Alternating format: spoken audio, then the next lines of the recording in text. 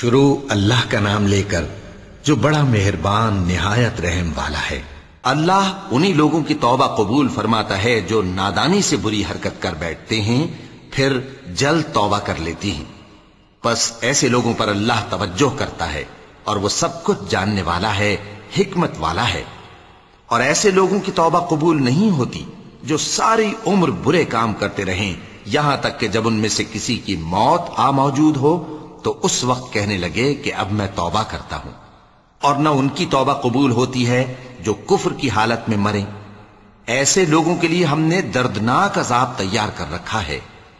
مومنوں، تم کو جائز نہیں کہ زبردستی عورتوں کے وارث بن جاؤ، اور دیکھنا اس نیت سے کہ جو کچھ تم نے ان کو دیا ہے اس میں سے کچھ لے لو، انہیں گھروں میں مت روک رکھنا۔ ہاں، اگر وہ کھلے طور پر بدکاری کی مرتکب ہوں تو اور بات ہے، اور ان کے ساتھ اچھی طرح سے رہو سہو۔ پھر اگر وہ تم کو ناپسند ہوں تو عجب نہیں کہ تم کسی چیز کو ناپسند کرو اور اللہ اس میں بہت سی بھلائی پیدا کر دے۔ اور اگر تم ایک عورت کو چھوڑ کر دوسری عورت کرنی چاہو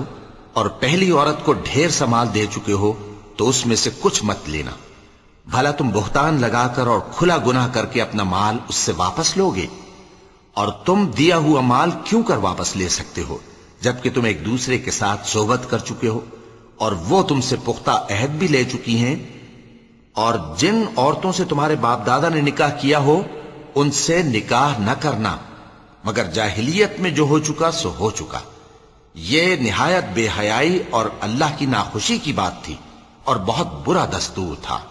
تم پر تمہاری مائیں اور بیٹیاں اور بہنیں اور پھوپھیاں اور خالائیں اور بھتیجیاں اور بھانجیاں اور وہ مائیں جنہوں نے تم کو دودھ پلایا ہو اور رضائی بہنیں اور ساسیں حرام کر دی گئی ہیں،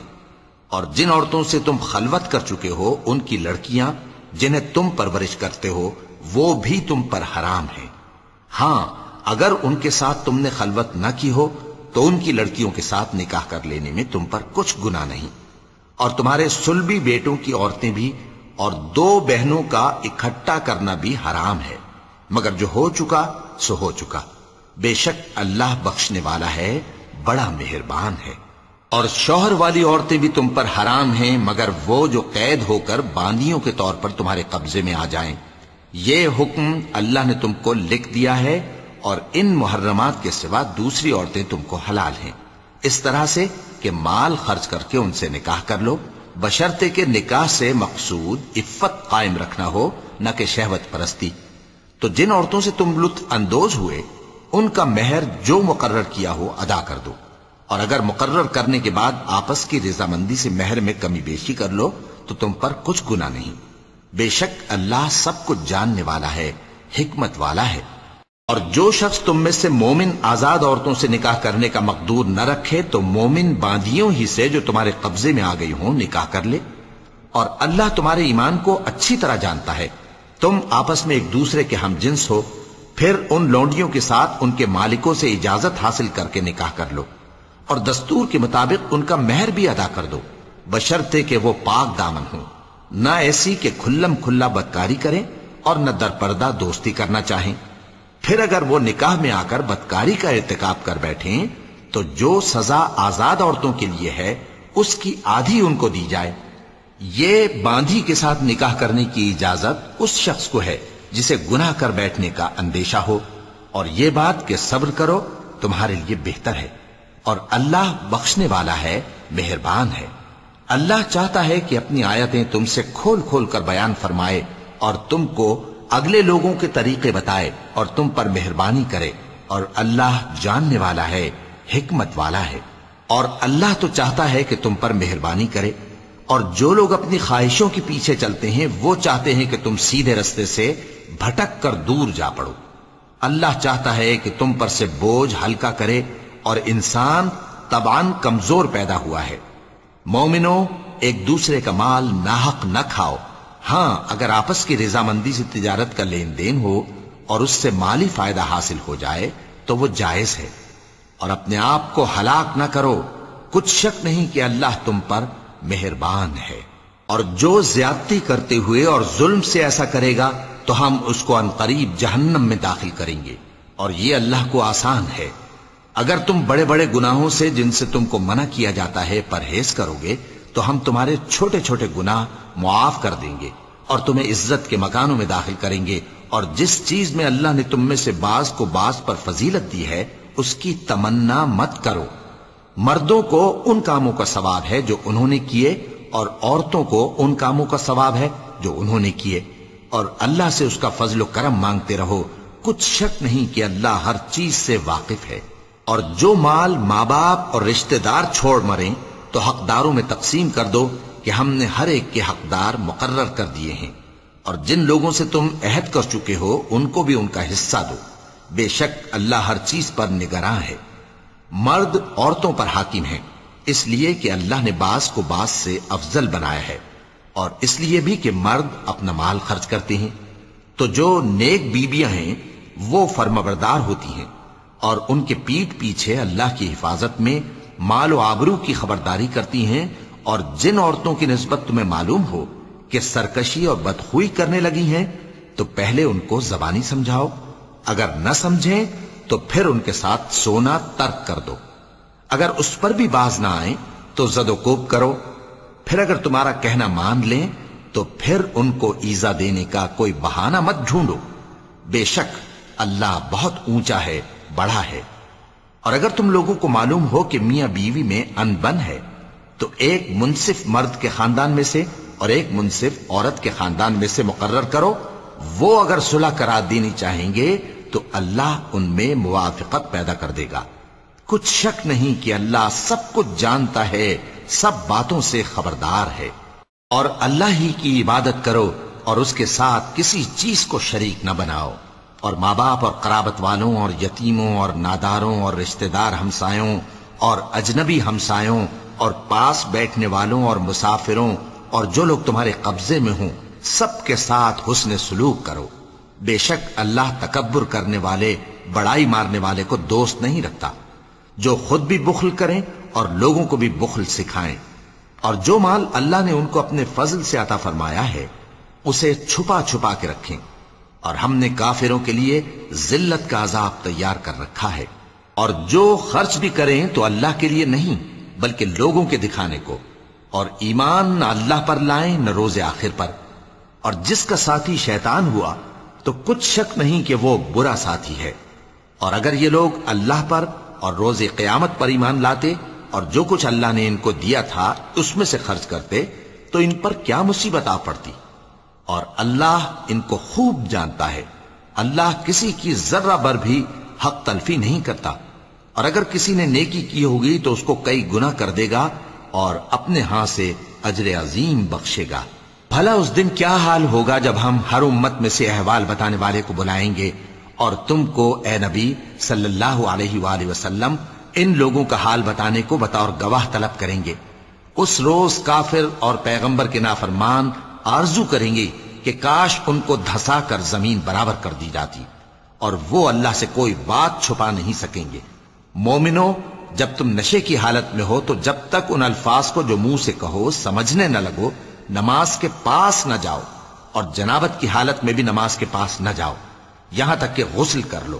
ہاں، اگر بحالت سفر رستے چلے جا رہے ہو اور پانی نہ ملنے کے سبب غسل نہ کر سکو تو تیمم کر کے نماز پڑھ لو، اور اگر تم بیمار ہو یا سفر میں ہو یا کوئی تم میں سے بیت الخلا سے ہو کر آیا ہو یا تم نے عورتوں سے مقاربت کی ہو اور تمہیں پانی نہ ملے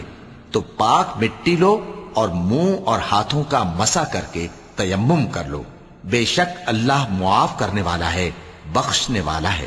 بھلا تم نے ان لوگوں کو نہیں دیکھا جن کو کتاب سے حصہ دیا گیا تھا کہ وہ گمراہی کو خریدتے ہیں اور چاہتے ہیں کہ تم بھی رستے سے بھٹک جاؤ، اور اللہ تمہارے دشمنوں سے خوب واقف ہے، اور اللہ ہی کافی کارساز ہے اور اللہ ہی کافی مددگار ہے۔ اور یہ جو یہودی ہیں ان میں کچھ لوگ ایسے بھی ہیں کہ کتاب اللہ کے کلمات کو ان کے مقامات سے ہٹا دیتی ہیں اور کہتے ہیں کہ ہم نے سن لیا اور نہیں مانا، اور کہتے ہیں سنو نہ سنوائے جاؤ، اور زبان کو مروڑ کر اور دین میں طعن کی راہ سے تم سے گفتگو کے وقت راعینا کہتے ہیں، اور اگر یوں کہتے کہ ہم نے سن لیا اور مان لیا، اور صرف اسمع اور راعینا کی جگہ انظرنا کہتے، تو تم پر کیا گزر گزر کرے گا۔ اور اگر تم نے سن لیا اور مان لیا اور صرف اسمع اور راعینا کہتے اور اگر تم نے سن لیا اور مان لیا اور صرف اسمع اور راعینا کہتے، اور اگر تم نے سن لیا اور مان لیا اور صرف تو ان کے حق میں بہتر ہوتا اور بات بھی بہت درست ہوتی، لیکن اللہ نے ان کے کفر کے سبب ان پر لعنت کر رکھی ہے، تو یہ کچھ تھوڑے ہی ایمان لاتی ہیں۔ اے کتاب والو، قبل اس کے کہ ہم کچھ چہروں کو مٹا دیں اور پھر ان کی پیٹھ کی طرف پھیر دیں یا ان پر اس طرح لعنت کریں جس طرح ہفتے والوں پر لعنت کی تھی، ہماری نازل فرمائی ہوئی کتاب پر جو تمہاری کتاب کی بھی تصدیق کرتی ہے ایمان لے آؤ، اور اللہ نے جو حکم فرمایا سو سمجھ لو کہ ہو چکا۔ اللہ اس گناہ کو نہیں بخشے گا کہ کسی کو اس کا شریک بنایا جائے، اور اس کے سوا اور گناہ جس کو چاہے معاف کر دے، اور جس نے اللہ کا شریک مقرر کیا اس نے بڑا بہتان باندھا۔ کیا تم نے ان لوگوں کو نہیں دیکھا جو اپنے آپ کو پاکیزہ کہتے ہیں؟ نہیں، بلکہ اللہ ہی جس کو چاہتا ہے پاکیزہ کرتا ہے، اور ان پر دھاگے برابر بھی ظلم نہیں ہوگا۔ دیکھو یہ اللہ پر کیسا جھوٹ طوفان باندھتے ہیں، اور یہی کھلا گناہ کافی ہے۔ بھلا تم نے ان لوگوں کو نہیں دیکھا جن کو کتاب سے حصہ دیا گیا ہے کہ بتوں اور شیطان کو مانتے ہیں، اور کفار کے بارے میں کہتے ہیں کہ یہ لوگ مومنوں کی نسبت سیدھے رستے پر ہیں۔ یہی لوگ ہیں جن پر اللہ نے لعنت کی ہے، اور جس پر اللہ لعنت کرے تو تم اس کا کسی کو مددگار نہ پاؤ گے۔ کیا ان کے پاس بادشاہی کا کچھ حصہ ہے؟ اس صورت میں تو یہ لوگوں کو تل برابر بھی نہ دیں گے، یا جو اللہ نے لوگوں کو اپنے فضل سے دے رکھا ہے اس کا حسد کرتے ہیں۔ تو ہم نے خاندان ابراہیم کو کتاب اور دانائی عطا فرمائی تھی اور سلطنت عظیم بھی بخشی تھی، پھر لوگوں میں سے کسی نے تو اس کتاب کو مانا اور کوئی اس سے رکا رہا، تو ان نہ ماننے والوں کے لیے دوزخ کی جلتی ہوئی آگ کافی ہے۔ جن لوگوں نے ہماری آیتوں سے کفر کیا ان کو ہم عنقریب آگ میں داخل کریں گے، جب کبھی ان کی کھالیں گل جائیں گی تو ہم ان کو اور کھالیں بدل کر دیں گے تاکہ ہمیشہ عذاب کا مزہ چکھتے رہیں۔ بے شک اللہ غالب ہے، حکمت والا ہے۔ اور جو لوگ ایمان لائے اور عمل نیک کرتے رہے ان کو ہم بہشتوں میں داخل کریں گے جن کے نیچے نہریں بہ رہی ہیں، وہ ان میں ہمیشہ ہمیشہ رہیں گے، وہاں ان کے لیے پاک بیویاں ہیں اور ان کو ہم گھنے سائے میں داخل کریں گے۔ مسلمانوں، اللہ تم کو حکم دیتا ہے کہ امانت والوں کی امانتیں ان کے حوالے کر دیا کرو، اور جب لوگوں میں فیصلہ کرنے لگو تو انصاف سے فیصلہ کیا کرو۔ اللہ تمہیں بہت خوب نصیحت کرتا ہے، بے شک اللہ سنتا ہے، دیکھتا ہے۔ مومنو، اللہ اور اس کے رسول کی فرما برداری کرو، اور جو تم میں سے صاحب حکومت ہیں ان کی بھی۔ پھر اگر کسی بات میں تم میں اختلاف واقع ہو تو اگر اللہ اور روز آخر پر ایمان رکھتے ہو تو اس میں اللہ اور اس کے رسول کے حکم کی طرف رجوع کرو۔ یہ بہت اچھی بات ہے اور اس کا انجام بھی اچھا ہے۔ کیا تم نے ان لوگوں کو نہیں دیکھا جو دعویٰ تو یہ کرتے ہیں کہ جو کتاب تم پر نازل ہوئی اور جو کتابیں تم سے پہلے نازل ہوئیں ان سب پر ایمان رکھتے ہیں، اور چاہتے یہ ہیں کہ اپنا مقدمہ اللہ کے باغی کے پاس لے جا کر فیصل کرائیں، حالانکہ ان کو حکم دیا گیا تھا کہ اس کو نہ مانیں، اور شیطان تو یہ چاہتا ہے کہ ان کو بہکا کر رستے سے دور ڈال دے۔ اور جب ان سے کہا جاتا ہے کہ جو حکم اللہ نے نازل فرمایا اس کی طرف رجوع کرو اور پیغمبر کی طرف آؤ، تو تم منافقوں کو دیکھتے ہو کہ تم سے گریز کرتے اور رکے جاتے ہیں۔ پھر کیسی ندامت کی بات ہے کہ جب ان کے اعمال کی شامت سے ان پر کوئی مصیبت واقع ہوتی ہے تو تمہارے پاس بھاگے آتے ہیں اور قسمیں کھاتے ہیں کہ واللہ ہمارا مقصود تو بھلائی اور مصالحت تھا۔ ان لوگوں کے دلوں میں جو جو کچھ ہے اللہ اس کو خوب جانتا ہے۔ تم ان کی باتوں کا کچھ خیال نہ کرو اور انہیں نصیحت کرو اور ان سے ایسی باتیں کہو جو ان کے دلوں میں اثر کر جائیں۔ اور ہم نے جو پیغمبر بھی بھیجا ہے تو اسی لیے بھیجا ہے کہ اللہ کے فرمان کے مطابق اس کا حکم مانا جائے۔ اور یہ لوگ جب اپنے حق میں ظلم کر بیٹھے تھے، اگر تمہارے پاس آتے اور اللہ سے بخشش مانگتے اور پیغمبر بھی ان کے لیے بخشش طلب کرتے تو اللہ کو معاف کرنے والا بڑا مہربان پاتے۔ بس تمہارے پروردگار کی قسم،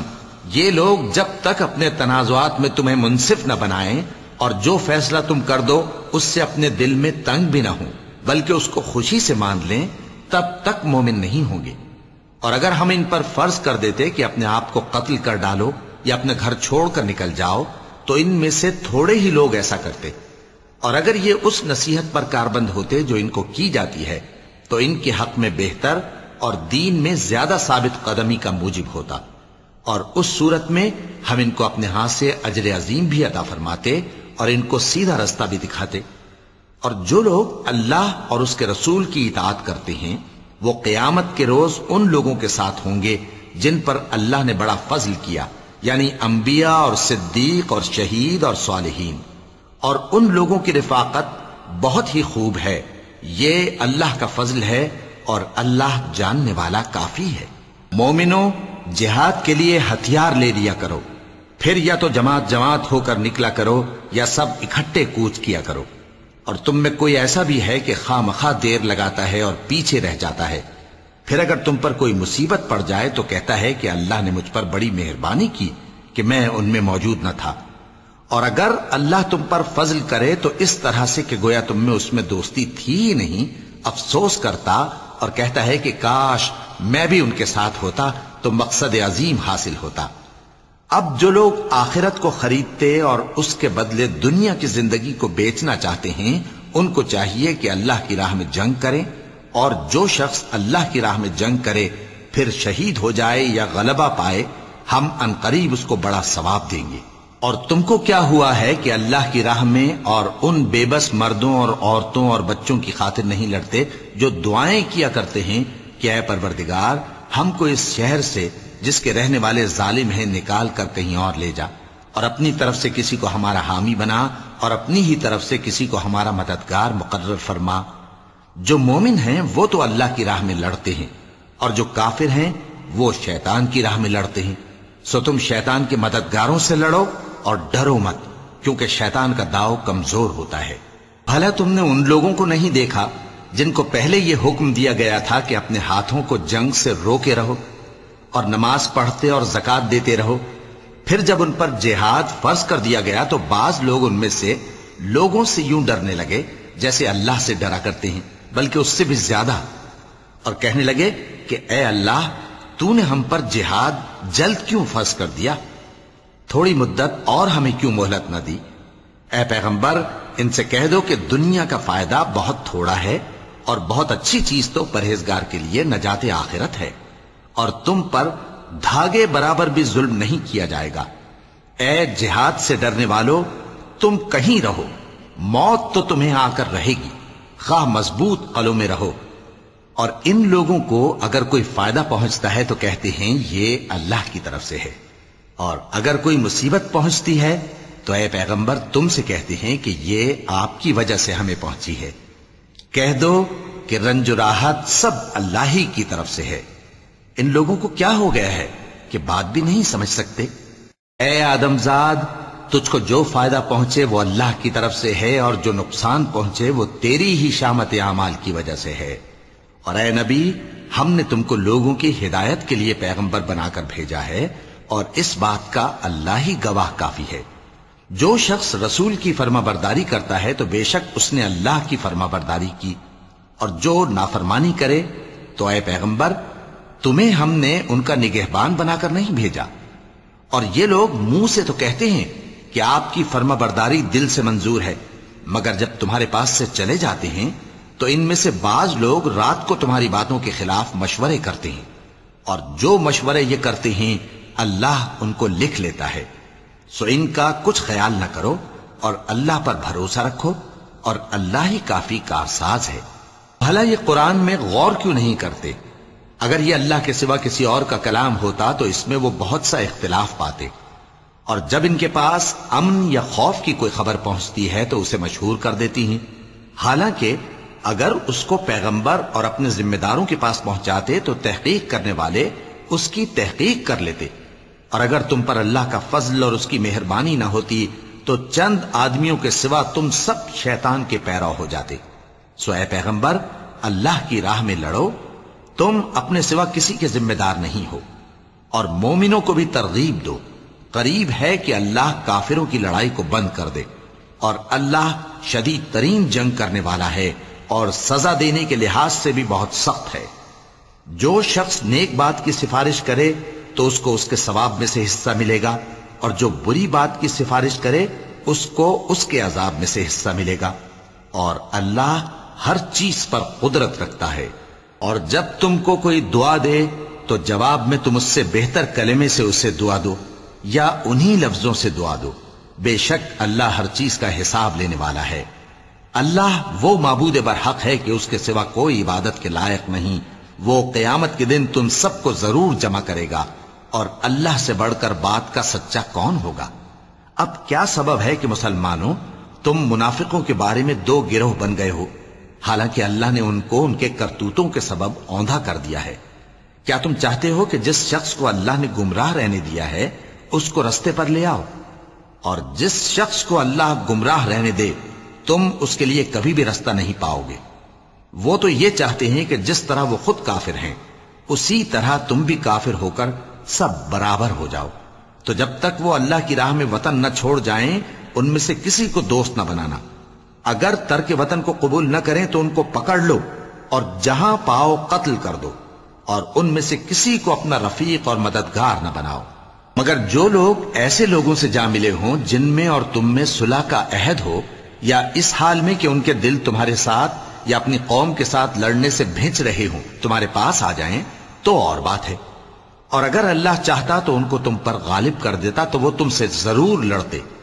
پھر اگر وہ تم سے کنارہ کشی کریں یعنی تم سے نہ لڑیں اور تمہاری طرف صلح کا پیغام بھیجیں تو اللہ نے تمہارے لیے ان پر زبردستی کرنے کی کوئی سبیل مقرر نہیں کی. تم کچھ اور لوگ ایسے بھی پاؤ گے جو یہ چاہتے ہیں کہ تم سے بھی امن میں رہیں اور اپنی قوم سے بھی امن میں رہیں، لیکن جب فتنہ انگیزی کو بلائے جائیں تو اس میں اوندھے منہ گر پڑیں. تو ایسے لوگ اگر تم سے لڑنے سے کنارہ کشی نہ کریں اور نہ تمہاری طرف پیغام صلح بھیجیں اور نہ اپنے ہاتھوں کو روکیں تو ان کو پکڑ لو اور جہاں پاؤ قتل کر دو. اور انہی لوگوں کے مقابلے میں ہم نے تمہیں کھلی چھوٹ دے دی ہے. اور کسی مومن کو شایع نہیں کہ دوسرے مومن کو مار ڈالے مگر غلطی سے ایسا کر بیٹھے، اور جو غلطی سے بھی مومن کو مار ڈالے تو وہ ایک مسلمان غلام آزاد کر دے اور مقتول کے وارثوں کو خون بہا بھی دے، مگر یہ کہ وہ معاف کر دیں. پھر اگر مقتول تمہارے دشمنوں کی جماعت میں سے ہو اور وہ خود مومن ہو تو صرف ایک مسلمان غلام آزاد کرنا چاہیے. اور اگر مقتول ایسے لوگوں میں سے ہو جن میں اور تم میں صلح کا عہد ہو تو وارثان مقتول کو خون بہا دینا اور ایک مسلمان غلام آزاد کرنا چاہیے. اور جس کو یہ میسر نہ ہو وہ متواتر 2 مہینے کے روزے رکھے. یہ کفارہ اللہ کی طرف سے قبول توبہ کے لیے ہے،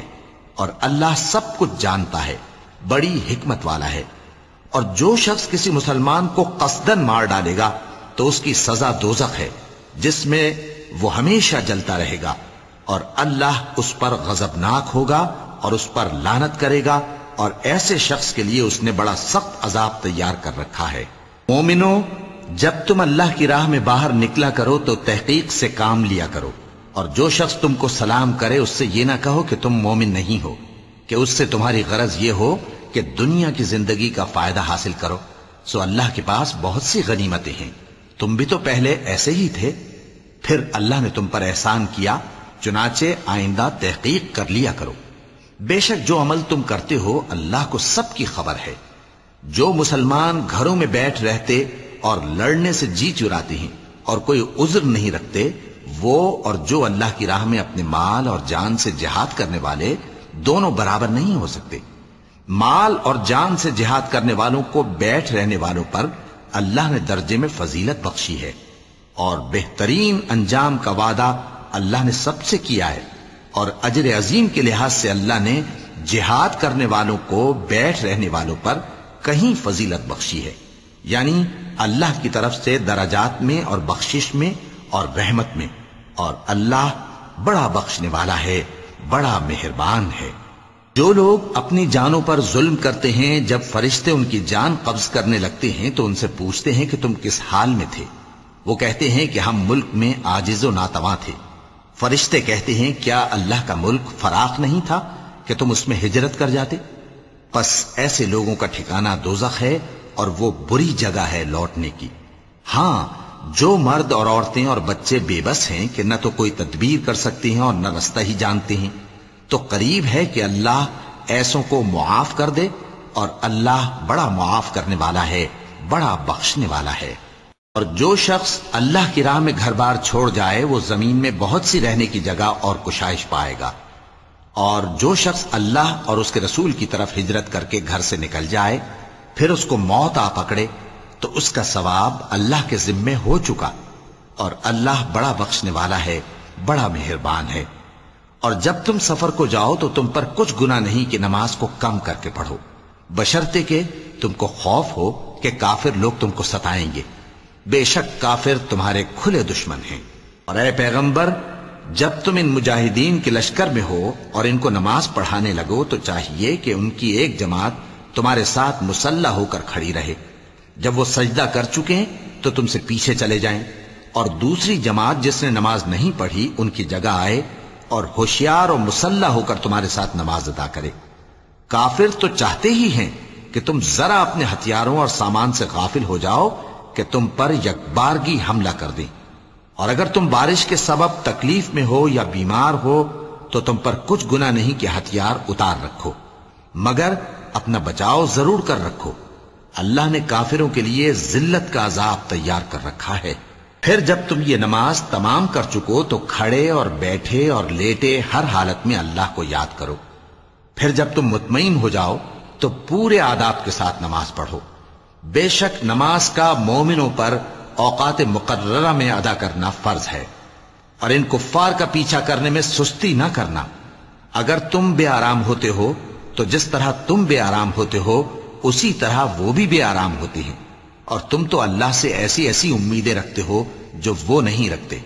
اور اللہ سب کچھ جانتا ہے، بڑی حکمت والا ہے۔ اے پیغمبر، ہم نے تم پر سچی کتاب نازل کی ہے تاکہ اللہ کی ہدایات کے مطابق لوگوں کے مقدمات فیصل کرو، اور دیکھو دغابازوں کی حمایت میں کبھی بحث نہ کرنا، اور اللہ سے بخشش مانگتے رہو، بے شک اللہ بخشنے والا ہے، بڑا مہربان ہے۔ اور جو لوگ اپنے ہم جنسوں کی خیانت کرتے ہیں ان کی طرف سے بحث نہ کرنا، کیونکہ اللہ دغاباز اور گناہگار کو دوست نہیں رکھتا۔ یہ لوگوں سے تو چھپتے ہیں اور اللہ سے نہیں چھپتے، حالانکہ جب یہ راتوں کو ایسی باتوں کے مشورے کیا کرتے ہیں جن کو وہ پسند نہیں کرتا تو وہ ان کے ساتھ ہوا کرتا ہے، اور اللہ ان کے تمام کاموں کا احاطہ کیے ہوئے ہے۔ بھلا تم لوگ دنیا کی زندگی میں تو ان کی طرف سے بحث کر لیتے ہو، سو قیامت کے دن ان کی طرف سے اللہ کے ساتھ کون بحث کرے گا اور کون ان کا وکیل بنے گا؟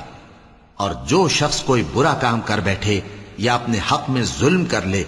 پھر اللہ سے بخشش مانگے تو اللہ کو بڑا بخشنے والا، بڑا مہربان پائے گا۔ اور جو کوئی گناہ کرتا ہے تو اس کا وبال اسی پر ہے، اور اللہ سب کو جاننے والا ہے، حکمت والا ہے۔ اور جو شخص کوئی قصور یا گناہ تو خود کرے لیکن اس کا الزام کسی بے گناہ پر ڈال دے تو اس نے بہتان اور کھلے گناہ کا بوجھ اپنے سر پر رکھا۔ اور اے نبی، اگر تم پر اللہ کا فضل اور اس کی مہربانی نہ ہوتی تو ان میں سے ایک جماعت تم کو بہکانے کا قصد کر ہی چکی تھی، اور یہ اپنے سوا کسی کو بہکا نہیں سکتے اور نہ تمہارا کچھ بگاڑ سکتے ہیں۔ اور اللہ نے تم پر کتاب اور حکمت نازل فرمائی ہے اور تمہیں وہ باتیں سکھائی ہیں جو تم نہیں جانتے تھے، اور تم پر تو اللہ کا بڑا فضل رہا ہے۔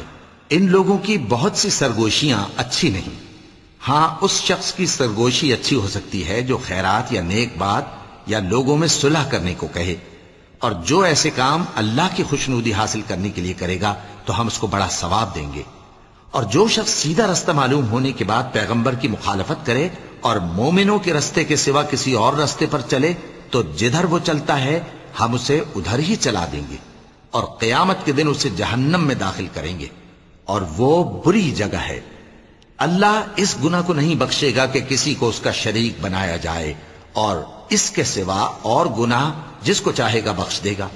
اور جس نے اللہ کے ساتھ شریک بنایا تو بے شک وہ رستے سے دور جا پڑا۔ یہ لوگ اللہ کے سوا جو پرستش کرتے ہیں تو کچھ دیویوں کی، اور پکارتے بھی ہیں تو شیطان سرکشی کو، جس پر اللہ نے لعنت کی ہے، اور وہ اللہ سے کہنے لگا میں تیرے بندوں سے غیر اللہ کی نیاز دلوا کر مال کا ایک مقرر حصہ لے لیا کروں گا، اور ان کو گمراہ کرتا اور انہیں امیدیں دلاتا رہوں گا، اور یہ سکھاتا رہوں گا کہ جانوروں کے کان چیرتے رہیں، اور انہیں سمجھاتا رہوں گا تو وہ اللہ کی بنائی ہوئی صورتوں کو بگاڑتے رہیں گے۔ اور جس شخص نے اللہ کو چھوڑ کر شیطان کو دوست بنایا وہ صاف صاف گھاٹے میں رہا۔ وہ ان کو وعدے دیتا ہے اور امیدیں دلاتا ہے، اور جو کچھ شیطان انہیں وعدے دیتا ہے وہ دھوکہ ہی دھوکہ ہے۔ ایسے لوگوں کا ٹھکانہ جہنم ہے، اور وہ وہاں سے کوئی راہ فرار نہیں پا سکیں گے۔ اور جو لوگ ایمان لائے اور نیک کام کرتے رہے ان کو ہم بہشتوں میں داخل کریں گے جن کے نیچے نہریں جاری ہیں، وہ ہمیشہ ہمیشہ ان میں رہیں گے۔ یہ اللہ کا سچا وعدہ ہے، اور اللہ سے زیادہ بات کا سچا کون ہو سکتا ہے؟ مسلمانوں، نجات نہ تو تمہاری آرزوؤں پر ہے اور نہ اہل کتاب کی آرزوؤں پر۔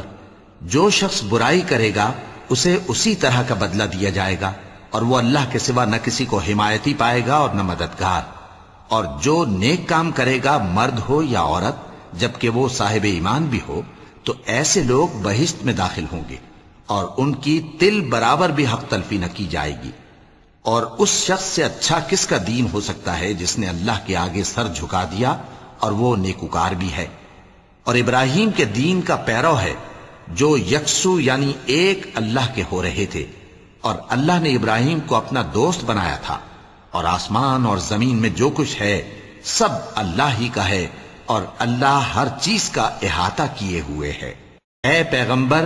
لوگ تم سے یتیم عورتوں کے بارے میں فتویٰ طلب کرتے ہیں، کہہ دو کہ اللہ تم کو ان کے ساتھ نکاح کرنے کے معاملے میں اجازت دیتا ہے، اور جو حکم اس کتاب میں پہلے دیا گیا ہے وہ ان یتیم عورتوں کے بارے میں ہے جن کو تم ان کا حق تو دیتے نہیں، اور خواہش رکھتے ہو کہ ان کے ساتھ نکاح کر لو، اور نیز بیچارے بے کس بچوں کے بارے میں،